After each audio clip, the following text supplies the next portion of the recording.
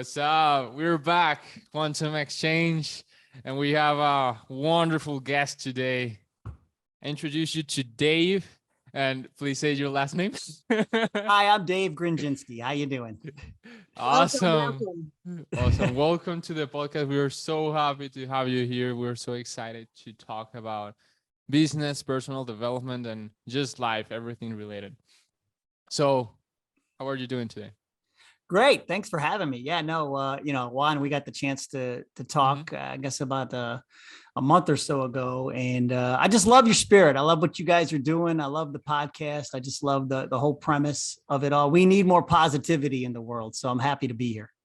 So can you tell the audience a little bit about who you are and what you do and how you can help us?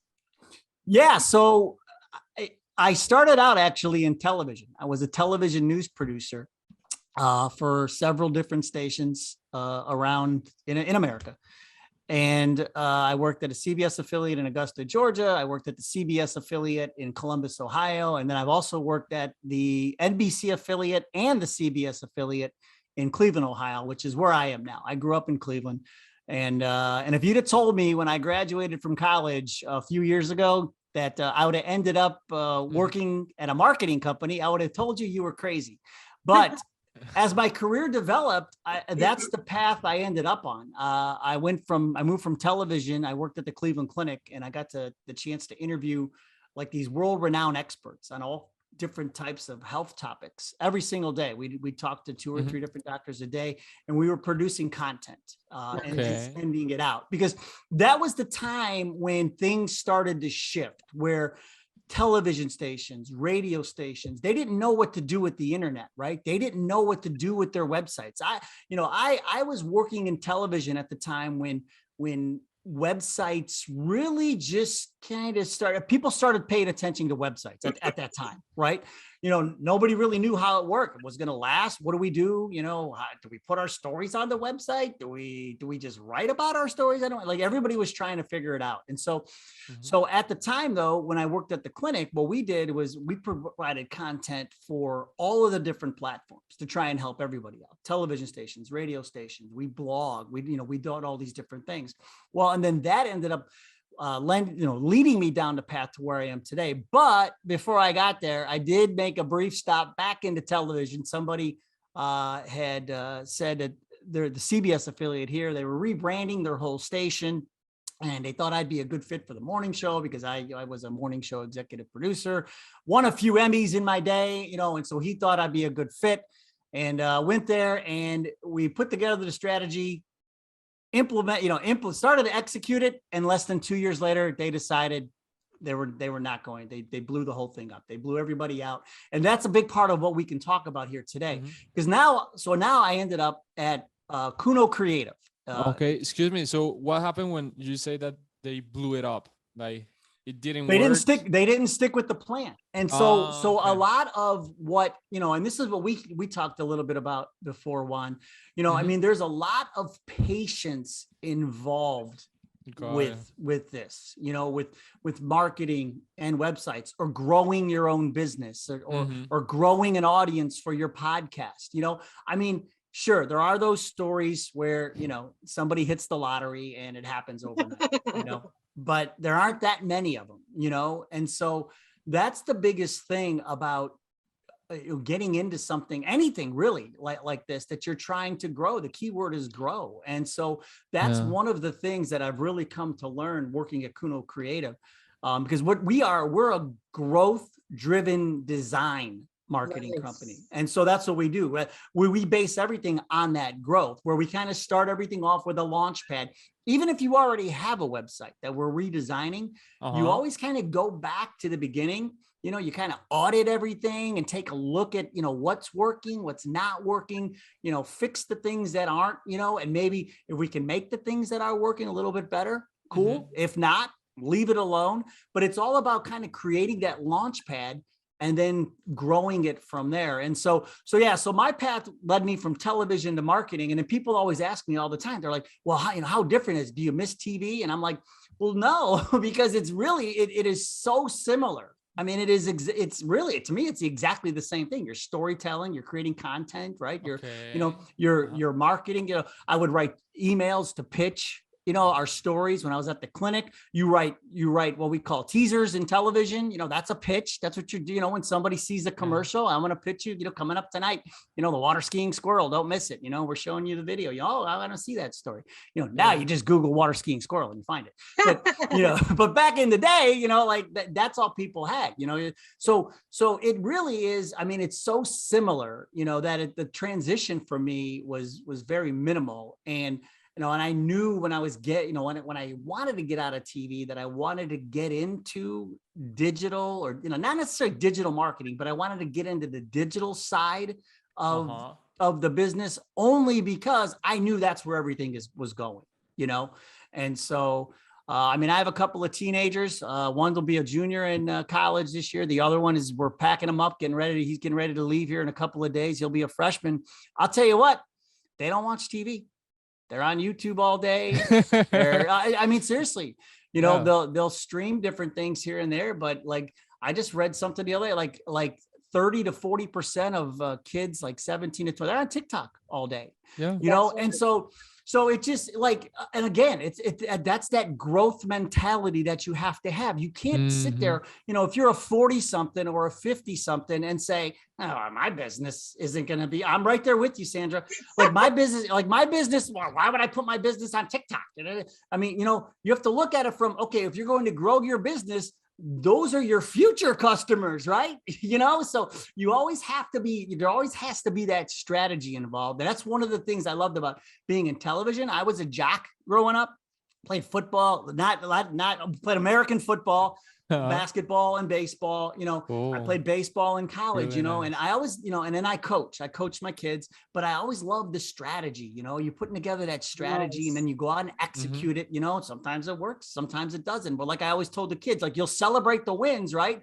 But then you learn from the losses. And so that whole mindset of a growth-driven design is that where you put stuff, you put it together, you create that launch pad, but it's never a finished product. You're always improvising and adjusting it, and whether it's your business or whether it's your podcast or whether it's, your website, you always kind of have to keep that frame of mind.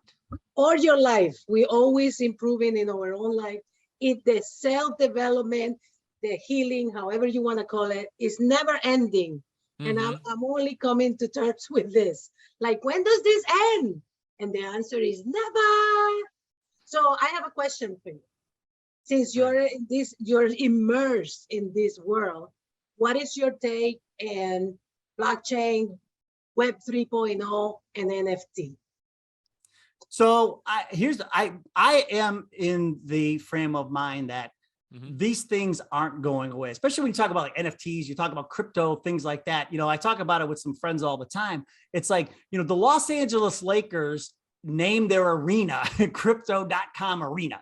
I mean, when you see things like that, it's like, it's not going away. And so once again, this is where I think we're heading down that path. I think that right now, especially after COVID and the pandemic and the people with the bailouts and trying to help people out with money. And we saw, especially here in America, just the type of stress that was put on the financial system here. You can't look at that and say everything's fine. You just can't. And so I think that now you're seeing businesses, accepting crypto and different things now, and to me, it's not going away. To me, it's the future. I just think right now we're at the point where everybody's just trying to figure out, how does it best fit? How do we, of course, it has to be regulated. Of course, the government has to be involved, which I think that is the big part of this, the government trying to figure out, how they can be involved in all of it. Right. And just getting people to understand it as well. And that's the big thing right now. A lot of people just don't understand it. But to answer your question, no, I think it is the future. I think it's not going away. I would not look away from it. I would embrace it. Maybe you don't have to give it a full bear hug right now, but maybe, embrace it a little bit and and make sure you're learning and growing. There's that word again, with it. So you're not trying to play catch up when it actually does happen. I just bought my first NFT the other day. Well, I didn't buy it. I did something, it was, to get it because I wanted to get one. And then there's, I so because I'm into it. I'm like, why not? You have to be into it, right? Yes, yes. Because of this I can foresee the future. So we launched an NFT consulting agency, blockchain, and people are having a hard time understanding the concept because a lot of people don't know what blockchain, what NFT is. And to me, it's like mind blowing that people are still so behind. But like you said, we're only at the beginning of this new explosion, and Web 3.0 hasn't launched. So people are still thinking and staying in the comfort zone. No, that's not going to happen. I'm going to stay here. So I've been mentally preparing and putting all my stuff ready, but definitely having a hard time converting with this new technology because people say like, why do I need this? They're not thinking about expansion in the future. But like the pioneer that I am, I'm staying here until this sticks. For sure. Amazing. I also have a question. But by the way, Sandra is an amazing pioneer that age, and she has such a youthful energy. That's something I love about you. That's pretty amazing. I wanted to ask, when you mentioned that growth mentality, that keep improvising and updating and so on, and having that patience, that is the thing that sometimes blows business up and they quit. What do you think that is like in your process, in all your process of business and all that and self-development, a challenge that has challenged your patience the most? Well, something. I think, I'm going to start a little differently. With people when they quit, I think when people, when they quit, whether you quit anything, I don't know if we always talk about SMART goals here, like goals that are measurable, attainable, right? They're time-based, you can put, you know what I mean? You can set yourself a goal. Like I can set myself a goal, to weigh 150 pounds, right? But if I set the goal to say, I'm going to weigh 150 pounds by September 1st, that's not an attainable goal. And then when I get there and I say, oh, my diet didn't work, right? I did, I said I had a goal. I was going to, it wasn't a SMART goal. It wasn't smart. It wasn't attainable. That I didn't have the right, time frame in mind. So I think where a lot of people get tripped up is they don't necessarily set those specific, measurable, attainable goals, and specific is huge, and so one of the things that I always talk about when I'm writing a story, especially even in TV, when I talk to young producers, or even now when you're doing a website, specific, or the other word I love to use is focused, right?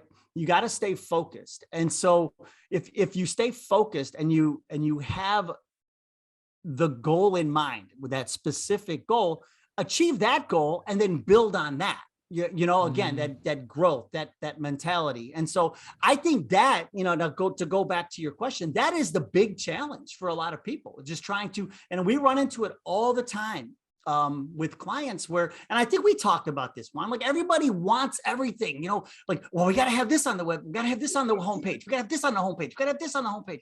Okay. You don't have, no, you don't have to have everything. Okay. Well, we need to put out blogs about our company. No, you need to put out blogs that establish you as an expert in the industry. And then you optimize the blog with keywords. So when people search, greatest podcast host, they come and they find Juan, they find your podcast, or they find your blog, and it's all about the other challenge that I think people face, and we do too, is, and we talked about this one, that ecosystem that you have to create, right? You have that one piece of content, and that's where the patience comes in. It's that one piece of content that you branch off all of these other pieces, whether, okay, let's say it's your website, say it's your homepage, right? It's optimized for certain keywords that'll go out on Google. People will find you that way. Or you have a blog post about what you do. how to grow your podcast, right? You're going to Uh-huh. search that, right? I'm sure you do. You've probably done that, right? And you land on somebody's website because they've optimized that page. It's not you don't know. I mean, do you remember the first blog post you read about who's No. exactly. But the thing is, you were on their page, and then once you Okay. get them in your house, it's a matter of keeping them in there. And then there's strategies involved in that, and so that's the challenge, I think, that a lot of people face today. And going back to what you were talking about, Sandra, with understanding crypto or NFT, I don't know, if everybody fully understands how important their websites are today. Just because that's where it all starts, and especially mobile. Like 50% of the things that happen on your phone. You have the computer in your pocket all day, and so people really need to understand. And again, talking about embracing things, right? And just kind of accepting it, like it's not going away, and I have to learn, how I can make this work for me. And that's really, I think, is the challenge, is just getting really everybody, just like, what Sandra and I were just talking about with the crypto, just getting everybody to understand, like, really how it works. You're not just going back in the day, like 15, 20 years ago, you could make a website, throw a few words on it, and you were fine. But I just heard this the other day, and I can't confirm it, but this is what I heard. There are as many websites today as there are people on the planet. Yes. So good luck with that.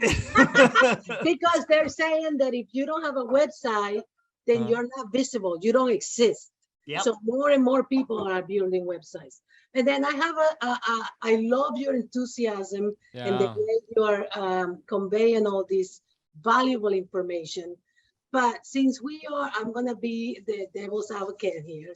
What do you think about quantum physics, quantum attraction, all of that combined with business? Is that something that you are open to? Do you know anything about it? Or do you think this is all just hocus pocus? Yeah, I don't know much about that end of the business, so I really can't speak to it.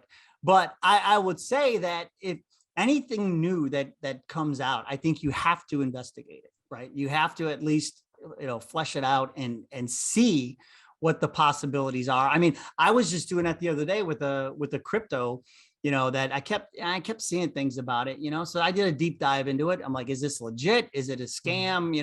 Like what it is, so I do it myself, so it behooves you. And that's what I can't really speak to it, but if you see it and you think it might be something, I say, you should definitely do the deep dive into it and see where it might align with what it is you're trying to do.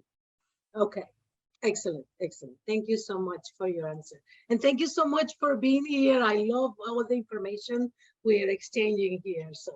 Oh, no, this is great. Yeah, I love it. So I also wanted to talk, when you mentioned all about having like those SMART goals and attainable goals, this is something like more personal, but I think that people can relate with it. I think that the personal things is something that people just feel too. So sometimes I feel that the goals that I set sometimes are not aligned, or I don't know exactly which goals I really want. So sometimes that makes me, even though those goals might be attainable, maybe you just, I don't know, you just don't feel they are aligned. So first, like, why did you choose your path, for example, starting as a storyteller in the media, in the television? Why that sparked like interest in you? Well, it was my love of sports, and I thought I would go into sports. Okay. And so when I graduated when I was in college, I worked, I ended up working in a newsroom. I was an intern, and then they ended up hiring me at a radio station in Cleveland. And so I was getting that firsthand experience, and I fell in love with, being able to go out and tell the stories and being right there when things happened and just being a part of the action, I guess, and you get to talk to interesting people and do interesting things. But, at the same time, I was also helping somebody put together a sports documentary and things like that. So I kept my hand in sports, so my wife was in the Army, and we knew after she graduated, she was going into the Army, and we knew we were going to Augusta, Georgia. We picked Augusta, Georgia because it was a small television market, and I felt I could break into TV and do sports. And then when we got there, it was a small market. Here we go. Attainable Goal. Dave wants to be a sports broadcaster, right? So is he going to go to New York and expect to get on TV and radio with no experience? And, he's 24 years old, just graduated college, and that's not a smart goal, right? So what Dave did is, well, I'm going to pick market 183, like one of the smallest markets in the country. Okay. And and there's an Army base there. We'll go there and live.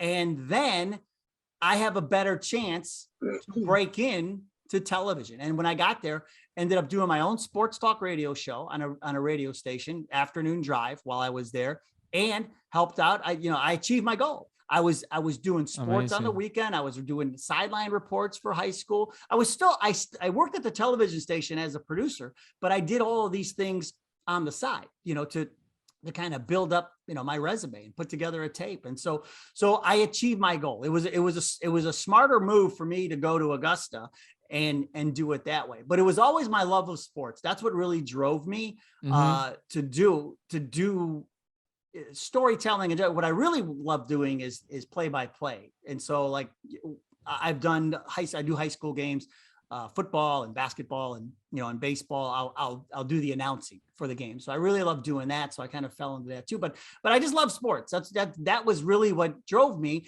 And again, that's part of, if you want to start a business, right? It really has to be about what you love, and if you're not 100% into it, it's just not going to work. You're not going to have that drive, Yeah. And so yeah, I've always kind of used that as my love of sports. And I follow sports today. I'm still involved with it, today. Like I said, I'm doing high school games and stuff like that, just to kind of, stay involved. But that's what fueled me was my love of sports. And what about, have you published, or do you have some kind of resource for people they can understand your method, like how to anything? So when I was through my play-by-play work in the high schools, I ended up doing a podcast for the Hoop Heads Podcast Network. And what I really wanted to do, because, just being a coach myself and having bad coaches along the way. And there were things that was one of the reasons that fueled me. Again, this is, it's always when it's personal, you have that driving force behind you.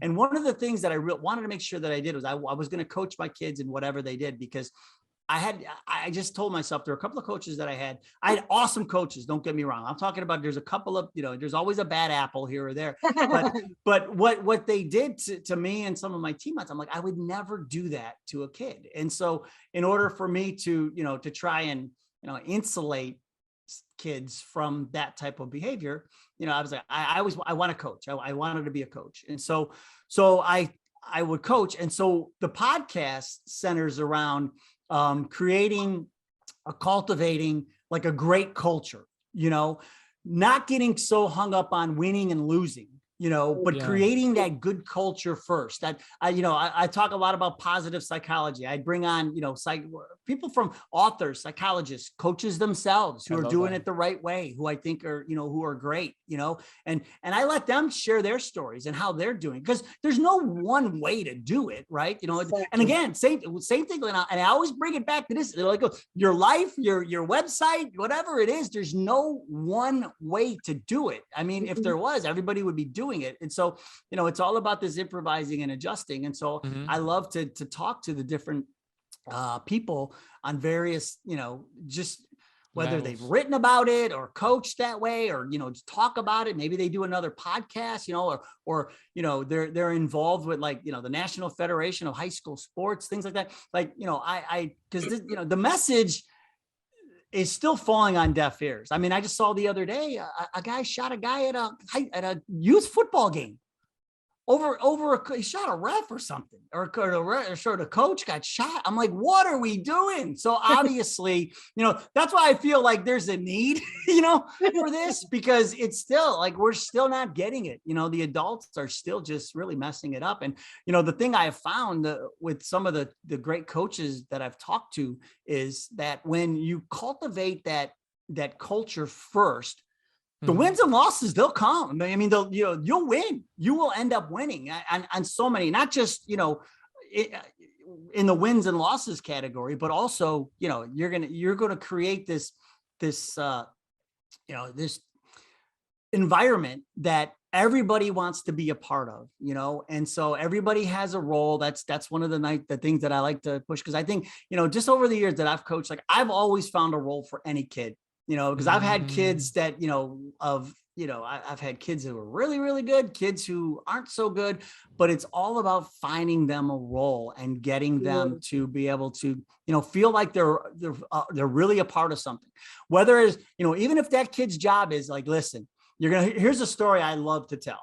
So, and Juan, I'm sorry if I'm going on, I love it. This is what really, this is drives you. What passion. Yeah, it's one of my passions. So we had a baseball team when it's probably now like 5 years ago.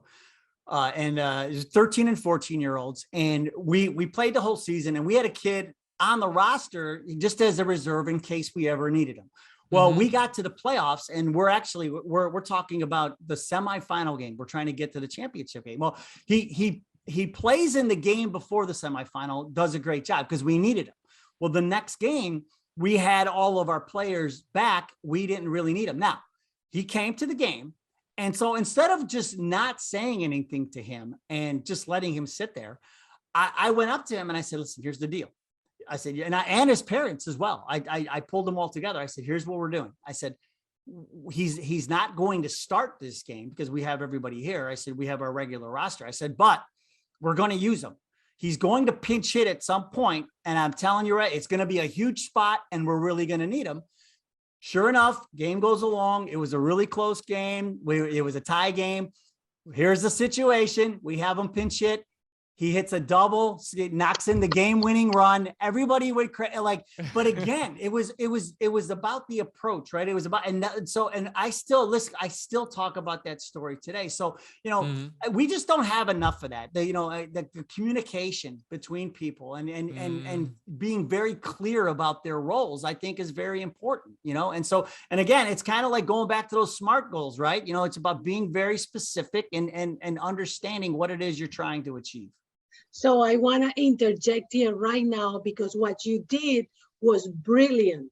You came in and you told this kid, when you come to play, your role is going to be important. This is how I took it. Your role is going to be important. So you empower him even before he goes into the field. And then when he goes into the field, he's like, I'm here to do my part. And then he goes and boom, he scores. So you're an amazing coach. And that's what I want to say, because that's what I would like when I go into battle. I would like for somebody to say, I trust you. I believe you're going to do this. And nowadays, like, if you're not like super excellent, people tend to just push you to the gutter and just forget about you. Not knowing that if you empower this person, if you bring them to a higher sense of being, they're going to perform. That's it. And I love this story. I adore this story. So thanks for sharing it. Yeah, no problem. No, I totally agree. And I just think I don't know if there's enough of that, whether it's in sports or even in business as managers and things. That's another thing, to try and remember, if you have people working for you, empower them, right? To let them know exactly what it is, say, hey, look, you are our best box, creator. I always think of like the pizza boxes when they make the pizza boxes. It's like you're the best that we have. And it, if he wants to move to a different spot because he thinks he can make more money, how about this? You're the best. You're the best at this. Yes. How about pay him a little bit more to do what he's really good at, Yeah. and let him know, like, this is your role. This is where we need you, Yes. as opposed to maybe somebody comes to you and say, hey, I want to, and they're like, well, I don't know, because think about it, Sandra, the other way the conversation could have gone is this. It was like, oh, hey, glad you're here. I don't know if we'll need you. We might need you. If we do, you might hit once, maybe. I don't know.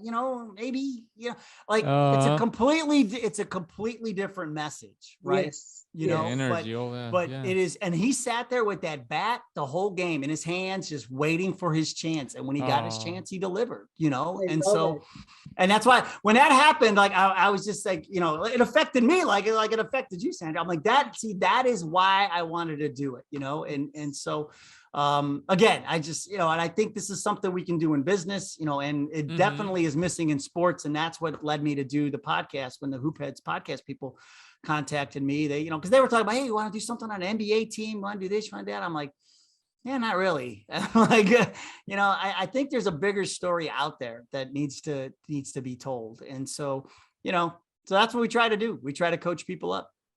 I call it putting the spotlight on somebody because I have studied human behavior and all this stuff for years. So I discovered that at the basic core of our needs, we want to be seen. We want to be acknowledged, that we are there, that we are somebody. So when you put the spotlight on somebody and they're glowing, their performance immediately enhances because they feel empowered. And I trust, and I believe that this is not what we do a lot.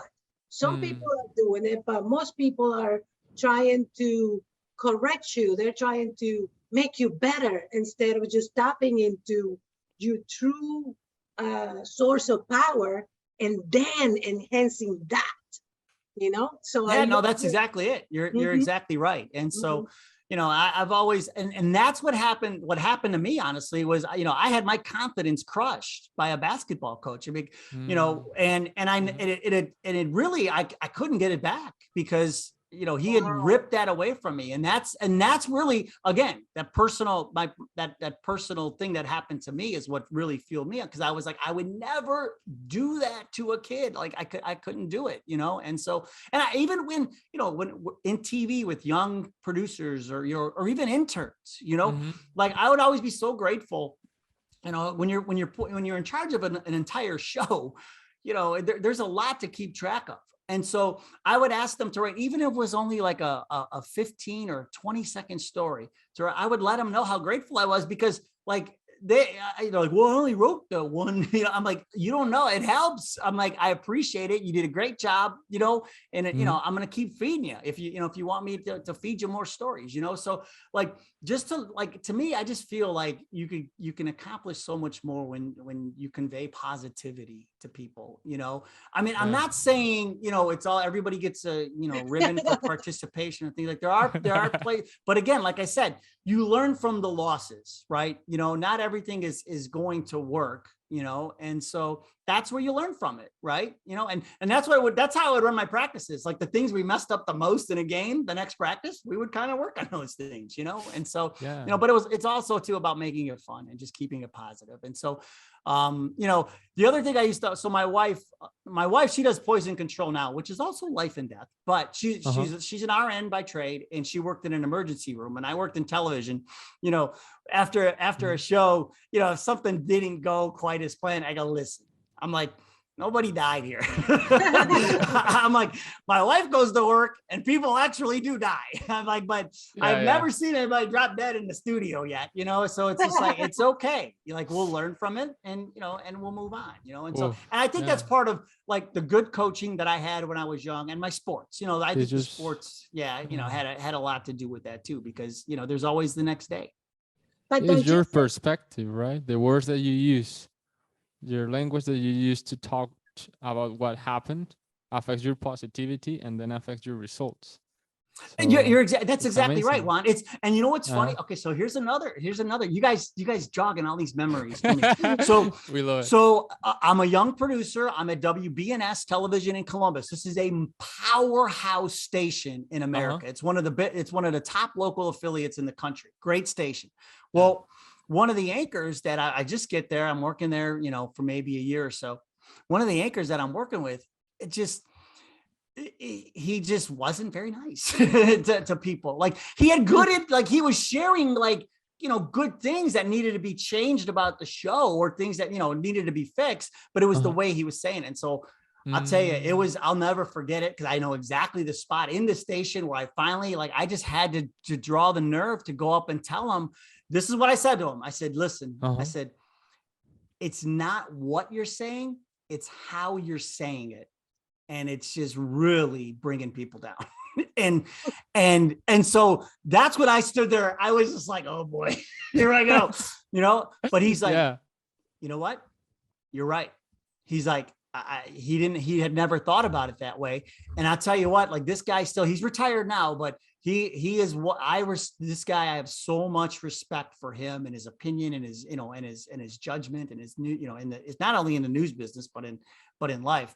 And, here's a guy with all this experience in a kid, coming up to him and just saying look, man, I don't think you're doing it the right way. He was real appreciative of that. And so he took it to heart and things changed. And we became the #1 local morning television show in the country. Nice. Our executive producers, and they would come in, they would look at the ratings and they would just call us a juggernaut.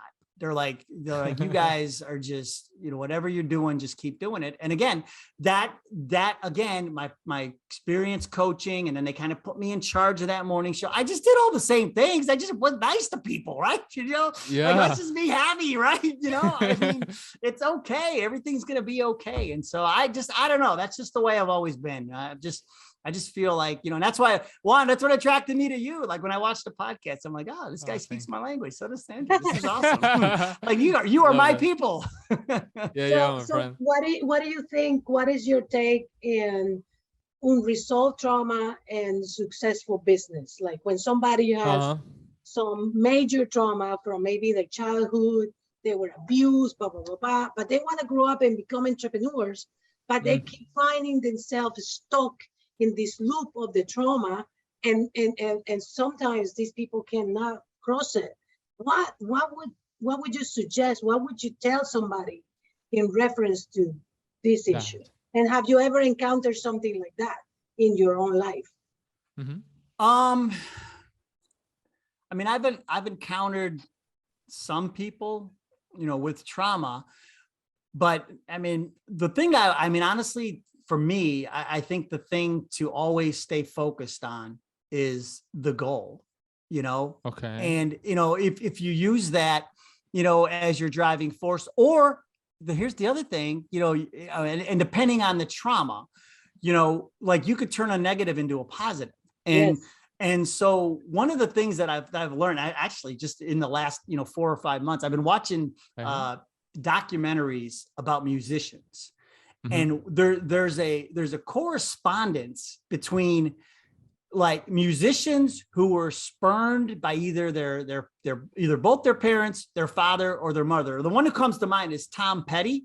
If you're familiar, Tom Petty and the Heartbreakers, I watched a documentary on them, and his musical genius was spurred by the fact that his father just didn't believe in him becoming a musician, doing what he was doing. He really started out 100% on his own with his friends. They drove they stuffed themselves in a van and drove all across the country to go to Los Angeles to try and, make their first record and do all this stuff. But it was the motivation that he had to prove his father wrong is what turned him into a massive, worldwide superstar, So whether you're Tom Petty, with that type of trauma, or there's something else, like my trauma was the coaches who, right, the coach who killed my confidence. I said, I'm never going to let that happen again. And when I come back to the story with the anchor, he was killing my confidence, because I'm like, I don't know if I'm doing the right thing anymore. Like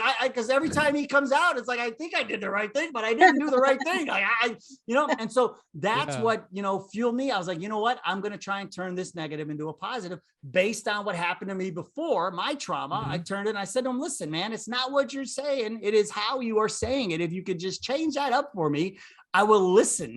I'll be able to hear what you're trying to say, and so I hope that answers your questions, Sandra, but that's the way I would approach it, and do it that way. And I want to say, you're so full of energy. I love it. I adore it. You're like a 25-year-old man. Well, that's nice to hear. Yeah, love it. I need more of your youthfulness. Yes. So do I. I'm starting to run out. No. Recharge, connect, because it's amazing, and we definitely need more people like you.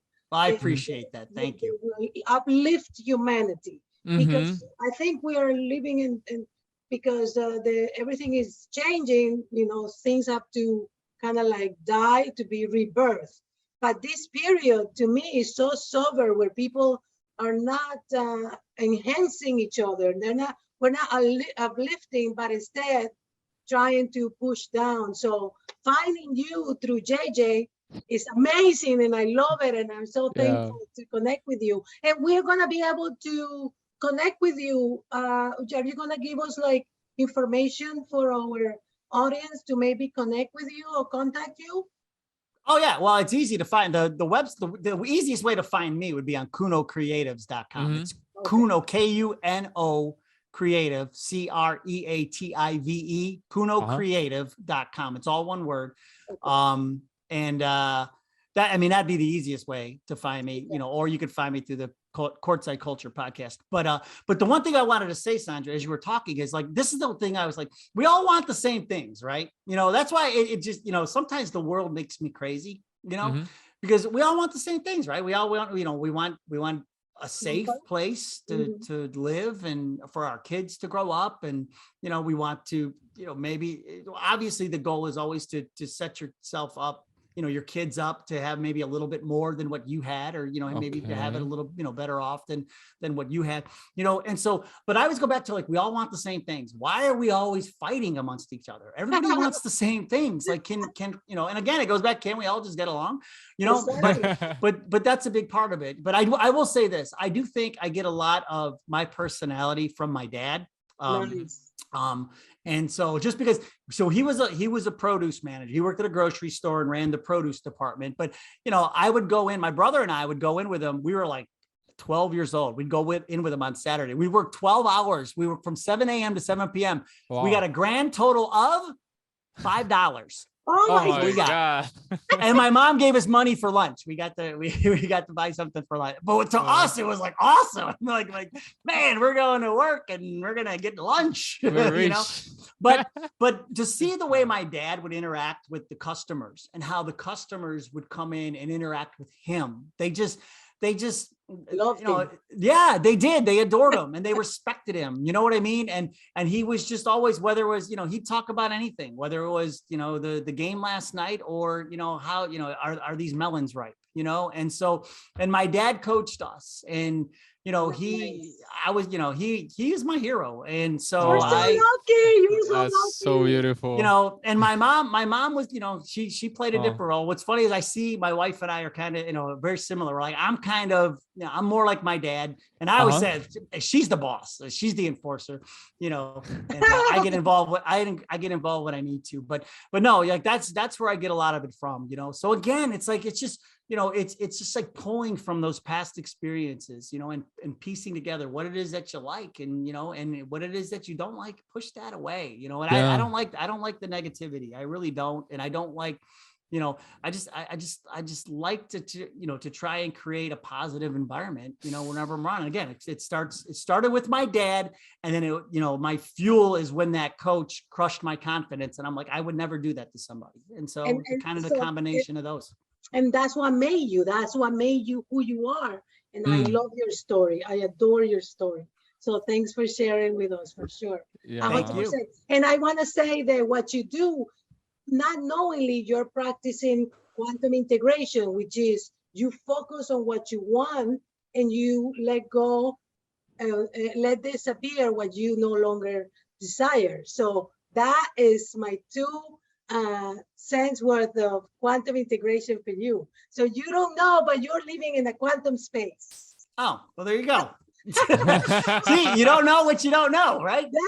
But I do want to say this, and I'm not, I don't want to make it sound like I'm plugging the company, but one of the reasons that I really like working at Kuno Creative is because we actually take that approach. It's not like, like when Juan contacted me, we talked and I was just like, he just wanted some advice. I was like, all right, I'll give you some advice, like Okay. we're not in the business of like selling things to people that they don't need. We probably turn away more people than we end up doing business with, and that's the mentality of our CEO, and it trickles down, to the rest of us, and I've told them, more than once, I'm like, this is the best company I think I've ever worked for, because just the approach, and again, we just try to make sure people understand that this is not, it could happen overnight, but it's probably going to take some time, and we use this growth-driven design, and again, aligning everything up and going back to some of the other things we talked about, those challenges and things like that. If you're doing all of that stuff up front, right, maybe you're setting yourself up to win more than you are, to fail. So if you have like a 6-month goal or something for your business or your website, it's all about aligning all of those things to, to make sure that they're in alignment with your goal. And so, and those are a lot of the things we talk about with people, like, hey, your goal was to get some information, right, JJ? And that's why I gave you some information. I could have gave you the hard sell and say, hey, let us do. No, we're not into that. We're not, and so, so anyway, that's part of the reason why I've been with the company now for as long as I have. And it's, it's, again, I put yourself in the spots you want to be in, right? Because I will tell you this much, that the television station that I went back to work for, that ended up cleaning us out because they decided they didn't stick with the goal, didn't stick with the plan. I was leaving them anyway, because that environment was so toxic. Unhealthy. It was so negative. So I was leaving it anyway, either way. So they just helped, by cleaning us all out. So, but yeah, like you don't have to, you see so many people jumping jobs now, and I think it's for a reason, right? They're looking for the right spot. And again, like I said, we all want the same things, right? Yes. Yeah. Yes. And it's just also an idea that comes to mind, but also all that idea of appreciation, of validating, of empowering. I think that ultimately you can do that because you do it for yourself first, that you first trust in yourself, and then you can trust in other people. So that's a crucial idea that I love, that we all need to notice when we are using negative self-talk to ourselves, and just letting that go by noticing that and realizing that that talk is not ourselves, it's just our trauma, and ourselves is actually love, appreciation, empowerment, and all those ideas. And by doing that, I think that we're in a huge, beautiful place to start creating that coaching society and culture that empowers ourselves and everybody. So that's and I really hope, like we've seen so much change, over the last, 4 or 5 years, with this younger generation, and the inclusion, of everybody. I just really hope that works as a foundation to really just bring more people together, because, like I said, I saw it with my dad. I mean, 40 years ago, I saw it with my dad, like all of his friends, were just, well, we grew up in a Polish neighborhood with, where people from all over the place, and my dad's friends were black, and, we went to school with, our neighborhood, we went to school with Puerto Ricans, and, like all, so like, to me, like, that was just, I mean, that's how we grew up, it's like, there's Edwin, and, there's Booker, and there's like, all of them, all of the great friends of the family were, you know, or just from all different, you know, descents. And so it, you know, people, I just wish, you know, like I said, everybody wants the same things. We can all get along. Like you know, we're all really generally the same. And it's just awesome. That's why I like going to different places. I like exposing my kids to different things, you know, like we would go on, you know, like I said, we go to, you know, Dominican or Mexico or something. What I love the most about it is they would meet kids from all over the world, you know, at these places, you know. And one of the best things we ever did was while we were there, we were staying at a resort, but we found out just talking to somebody who worked there about a little cenote that all the locals went to. And so we took a $5 cab ride from the resort over to this cenote, and there are all these, you know, local people. They're there, their families are there with lunches and stuff. And we're jumping off the cliff with all the people who, you know, it was awesome, you know. So my kids got to experience that, you know, just to say, look, here we are, you know, thousands of miles away from home, but people are generally the same. They want to do the same things. They do the same things on a Saturday afternoon that we do at home, you know? And so that's what I really, you know, I just wish more and more people would understand that, you know, not everything has to be a competition or, you know, a knockdown, drag out fight, you know, it just doesn't have to be, because we all really want the same things. Yes. Yeah. Okay. And I think traveling expands your mind too, and your cultural understanding, because I believe the racism is because people don't travel enough to see. When you go to different countries, it's the same, but just different approach to things. And instead of trying to, oh, I'm good and you're bad, go there, incorporate into the culture, and then come home with a different understanding of how people feel and think. But not a lot of people travel the world, really, or even live their hometown or their home country. I was just going to say that, Sandra. You don't have to go across the world. Go, you know, just go to a different town, or go to the part of the, you know, go to the bad part of town. Exactly. Like you know, yeah. That's all you have to do, and go and talk to people, and you'll find out. I guarantee you go up to that guy who's, you know, standing out in front of the store, and you say, you know, you ask him about sports or something, he's going to have an answer for you, right? You will find whatever it is, you know, there will be a connection. I think we're, you know, everybody, you know, we all have a connection, you know. I mean, I just made look, I mean, you guys are great. We're on the same page, and we basically just met, you know. So that's what I just feel. I just feel like everybody, you know, we're all connected in some way. For sure. And 100%. Okay, my friends, I'm so happy to have this conversation. This is really uplifting, and personally, I feel really inspired by all your story, all your challenges, and how your mindset really allows you to have positivity and to contribute to so many people. So congratulations. Thank you so much. Thank you. Thanks so much for giving you much love, much beautiful energy to the audience, to all of you. Thank you so much. Thank you. I appreciate it. And then maybe we'll see you again. Yeah, sure. I'm definitely gonna contact you because I want to pick your brain. Sure. Yeah, amazing. Okay, excellent. So thanks for coming, and thanks for all our audience for being here and listening to our little conversations. And I hope that you're getting some value from all the guests we're bringing in. This is so amazing, right, JJ? You happy? I'm loving it. Absolutely. Okay. Thank you. I appreciate it. So have a beautiful, marvelous day. Yes. Thank you. Bye, guys. Bye.